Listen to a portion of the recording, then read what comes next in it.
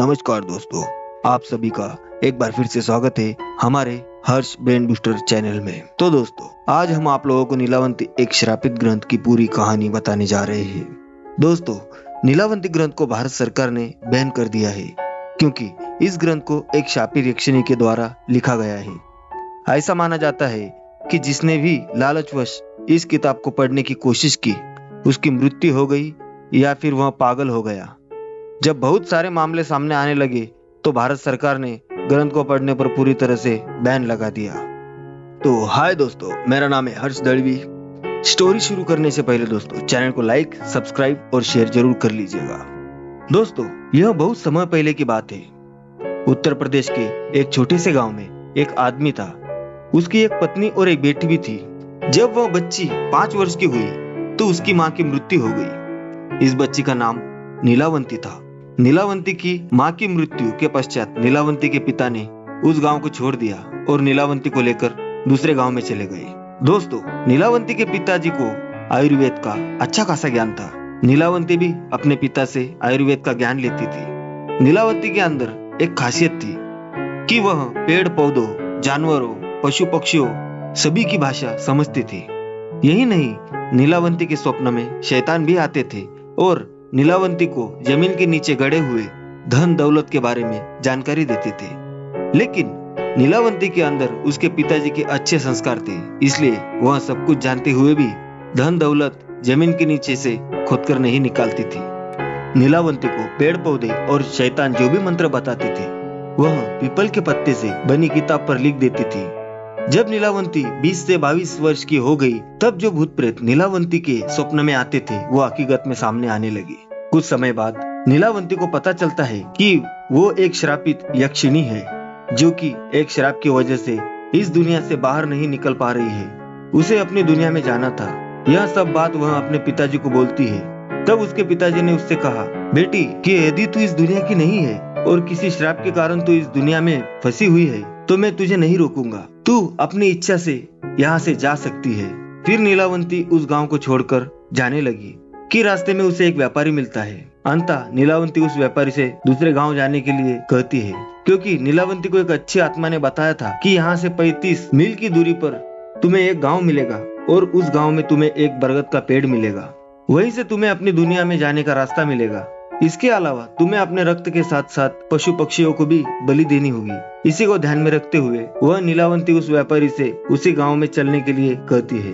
वह व्यापारी नीलावंती को देखकर मंत्र मुग्ध हो जाता है और कहता है कि मैं तुम्हें उस गांव में छोड़ दूंगा, लेकिन बदले में तुम्हें मुझसे शादी करनी पड़ेगी। नीलावंती ने व्यापारी के सामने मुस्कुराते हुए कहा, ठीक है, मुझे मंजूर है, लेकिन मेरी एक शर्त है कि रात के समय मैं तुम्हारे साथ नहीं रहूंगी। मैं कहाँ जाती हूँ, क्या करती हूँ, इसके बारे में तुम मुझसे कुछ नहीं पूछोगे।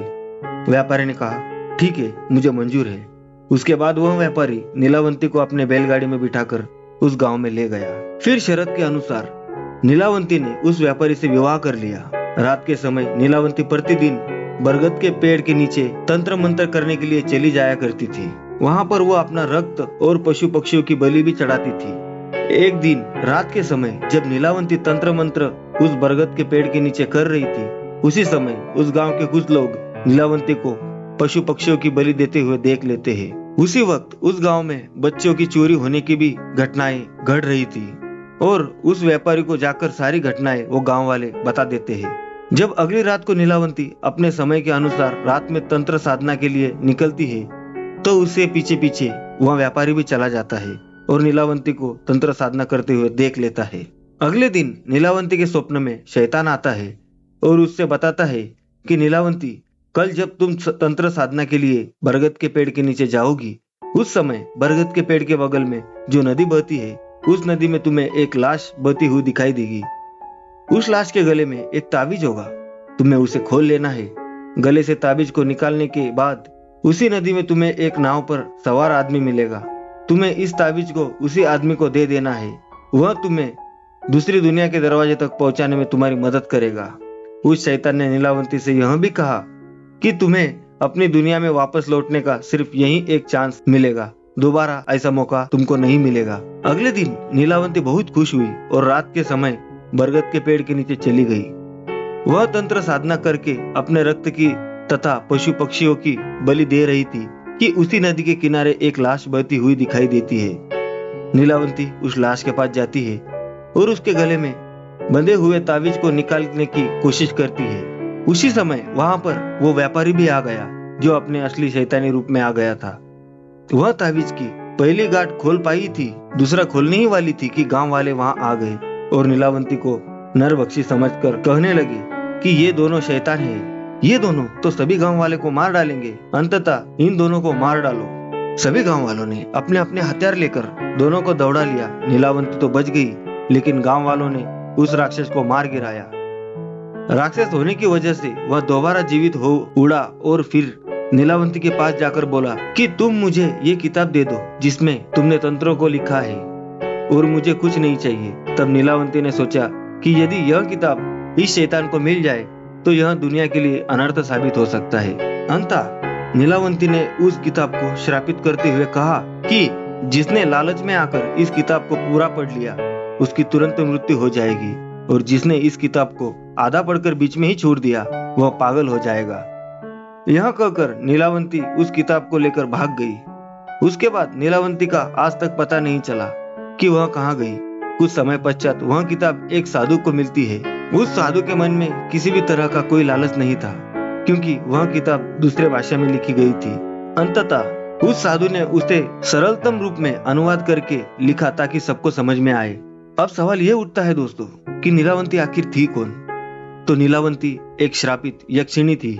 दोस्तों, आपको मैं बता दूं कि नीलावंती ग्रंथ जो मन में किसी भी प्रकार की लालच न रखते हुए पढ़ लेता है उसे दुनिया की हर चीज हासिल हो जाती है। जो भी शक्तियां नीलावंती में थी वो सारी शक्तियां उस इंसान में आ जाती है, ऐसा इस ग्रंथ में लिखा गया है। इस ग्रंथ को नीलावंती ने इसलिए श्रापित किया ताकि इस किताब का कोई गलत फायदा ना उठा सके। नीलावंती ने इस किताब को श्रापित करते हुए कहा कि जिसमें लालच में आकर इस किताब को पूरा पढ़ लिया उसकी तुरंत मृत्यु हो जाएगी, और जिसने इस किताब को आधा पढ़कर बीच में ही छोड़ दिया वह पागल हो जाएगा। मैं आशा करता हूँ कि हमारे द्वारा दी गई जानकारी आपको बहुत ही पसंद आई होगी। तो दोस्तों, वीडियो को पूरा देखने के लिए आपका शुक्रिया। तो मिलते हैं दोस्तों ऐसे ही कुछ मिस्टीरियस टॉपिक लेके। बने रहिए हमारे साथ हमारे हर्ष ब्रेन बूस्टर चैनल में। ख्याल रखिए अपना। जय हिंद, जय महाराष्ट्र।